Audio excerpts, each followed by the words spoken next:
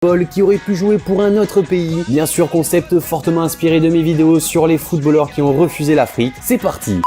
On commence tout d'abord avec Thiago Alcantara qui avait refusé le Brésil. Le Munichois n'est autre bien sûr que le fils de Mazinho, international brésilien entre les années 80 et 90. Alcantara, père, a beaucoup donné pour son pays, dont une fameuse Coupe du Monde en 94 et une médaille d'argent aux Jeux Olympiques de 88. Comme son père, bien sûr, Thiago rêve sans doute de soulever un jour la Coupe du Monde. Sauf que le milieu de terrain formé au FC Barcelone a décidé, lui, de représenter l'Espagne, à l'inverse de son frère Rafinha qui jouera pour le Brésil. Donc je pense que pour cette Coupe du Monde 2018 en Russie, l'Espagne a pas mal de chances de la remporter, tout comme la France, l'Allemagne ou encore les grandes écuries. On verra les performances de Thiago avec la Roja. On poursuit avec Gareth Bale. Il aurait pu en effet jouer pour l'Angleterre puisque sa grand-mère était anglaise, mais lui n'y a jamais pensé. Il a même expliqué, je cite, « J'étais très jeune à l'époque, mon agent m'en avait parlé, mais je lui avais retiré l'idée dans la seconde qui a suivi. Je viens du Pays de Galles et tout le monde sait à quel point j'aime le Pays de Galles. Ma grand-mère est anglaise, mais je suis gallois. C'est comme ça n'a jamais été une option. » Donc voilà, tout est dit pour Gareth Bale, l'actuel joueur du Real Madrid. On poursuit avec Paulo Dybala, qui a un patronyme polonais, hérité de son grand-père paternel et originaire de Kielce. Sa grand-mère maternelle, elle, est d'origine italienne, ce qui lui a permis d'obtenir la nationalité italienne en 2012. Malgré les nombreuses sollicitations de la Squadra Azzurra, Dybala a choisi de représenter l'Argentine, avec qui il a connu sa première sélection le 14 octobre 2015 contre le Paraguay, mais il aurait pu jouer également pour la Pologne ou l'Italie. On enchaîne avec Antoine Griezmann. Le grand public ignore que Griezmann a des origines portugaises. Sa maman Isabelle est fille d'immigrés portugais, Amaro et Carolina Lopez, venus s'installer à Mâcon à la fin des années 50, et Griezmann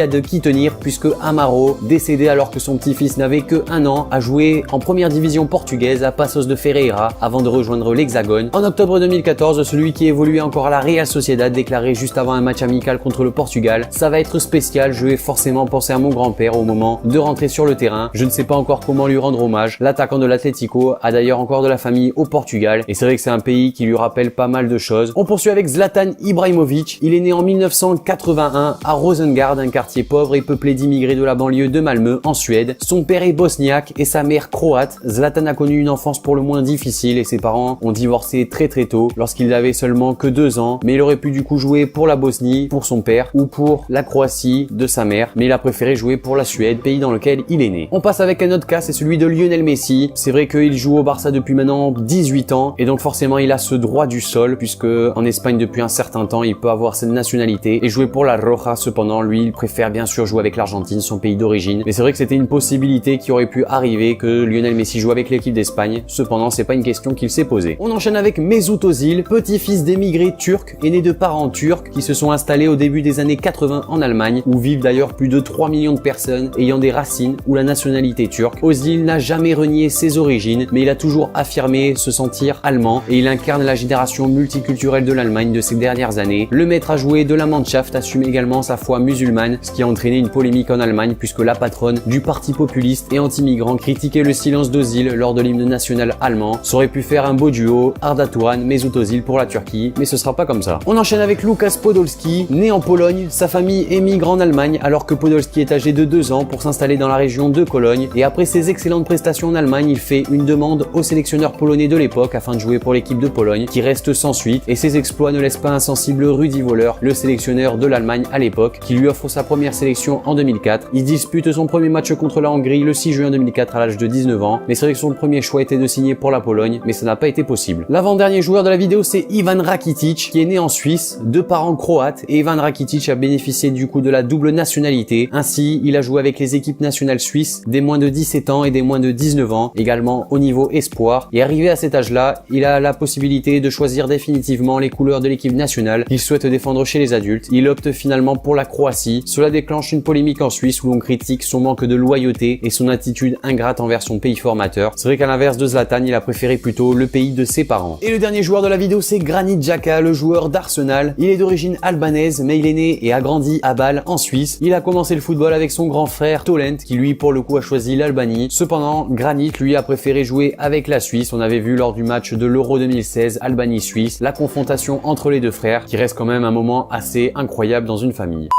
Donc voilà les amis, cette vidéo sur les footballeurs qui ont une autre nationalité que celle du pays dans lequel ils jouent est maintenant terminée. N'hésitez pas à me dire dans les commentaires ce que vous en avez pensé. Également, si vous voulez un épisode 2, n'hésitez pas à me donner d'autres idées de joueurs dans les commentaires. Lâchez le pouce bleu, partagez la vidéo, abonnez-vous. Et moi je vous dis à la prochaine pour une nouvelle vidéo, c'était Espagnol. Allez, salut tout le monde. Igo c'est la guerre, oh, faut mouiller les maillots, Igo c'est la guerre.